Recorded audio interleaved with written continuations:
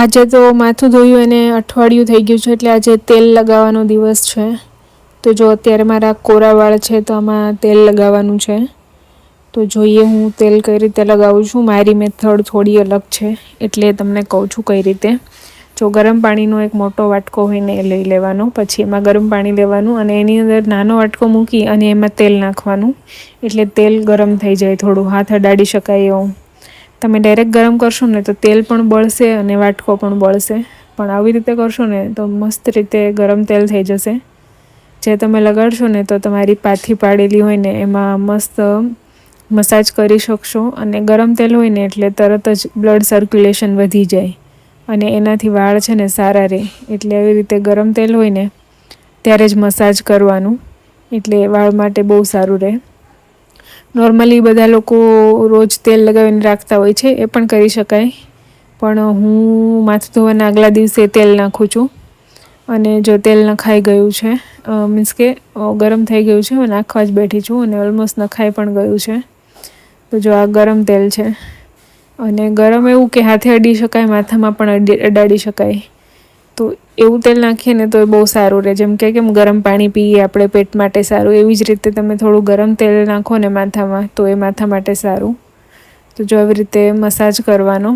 અને આજ અત્યારે રાત છે, હું તેલ નાખીને સૂઈ જઈશ અને સવારે માથું ધોઈ નાખીશ. અને નોર્મલી મારી પાસે અલગ અલગ તેલ હોય છે. અત્યારે કોપરેલ હતું અને જો આવી રીતે ચોટલો વાળી દીધો છે મસ્ત. અને એટલી મસ્ત કોપરેલની સ્મેલ આવે ને એટલા માટે હું ક્યારેક ક્યારેક કોપરેલ યુઝ કરું છું. બાકી ઘણી બધી બ્રાન્ડના ઓઇલ્સ છે મારી પાસે, એ પણ હું અલગ અલગ ટાઈમે નાખતી જ હોઉં છું. પણ અત્યારે કોપરેલ નાખ્યું છે. અને તેલ, બધા જ તેલની એટલી મસ્ત સ્મેલ આવે, અને જે દિવસે તેલ નાખ્યું હોય ને તે દિવસે ઊંઘ પણ એટલી મસ્ત આવે છે. તો જો તેલ નાખવાનું રૂટીન આપણું થઈ ગયું છે પૂરું. અને જો આવી રીતે મસ્ત લાગે છે. હવે તો આવી ફેશન પણ નીકળી છે એકદમ ચીપકું વાળવાળી. તો મેં એવી જ ચીપકું વાળવાળી ફેશન કરી છે અને ચોટલો લઈ લીધો છે. અને આપણે તો એવું છે કે આવી રીતે બહાર જવામાં પણ વાંધો નથી. મને તો એવું કંઈ નથી કે બહાર જઈએ તો કોરા અને સારા જ વાળ હોવા જોઈએ. બાકી મને તો ચોટલો પણ ગમે જ છે, પણ હજી મારા વાળ ટૂંકા છે, હજી તો વધારીશ. પછી કંઈ ખબર નહીં, કાપી પણ નાખું. તો અત્યારે તો જો લાંબા વાળ છે એટલા.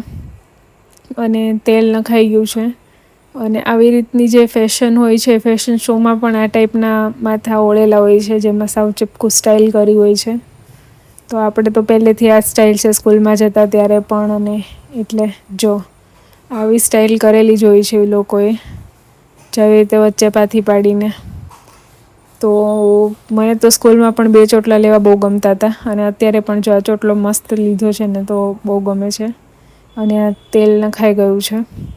અને 2-3 દિવસ પણ તેલ રાખી શકાય, અઠવાડિયું પણ રાખી શકાય. હું તો એક જ દિવસ રાખું છું ને પછી ધોઈ નાખું છું. પછી જો આ જ્વેલરી બધી તમે પૂછતા હતા ને, એ બધી પાછી મોકલવાની છે, એટલે એ પેક કરું છું. આ જ્વેલરીના મેં શૂટ કર્યા ત્યારે બધા પૂછતા હતા જ્વેલરી આવી છે, પણ અહીંથી શૂટ થઈ ગયું ને, હવે પાછી પણ મોકલવાની છે. તો એ બોક્સ પેક કરું છું, એ લોકો પેક કરવા આવશે. તો એ જ બોક્સ પેક કરી રહી છું. મોકલવાનું મન નથી થતું પણ મોકલવું પડશે. મળીએ નેક્સ્ટ બ્લોગમાં. Bye bye.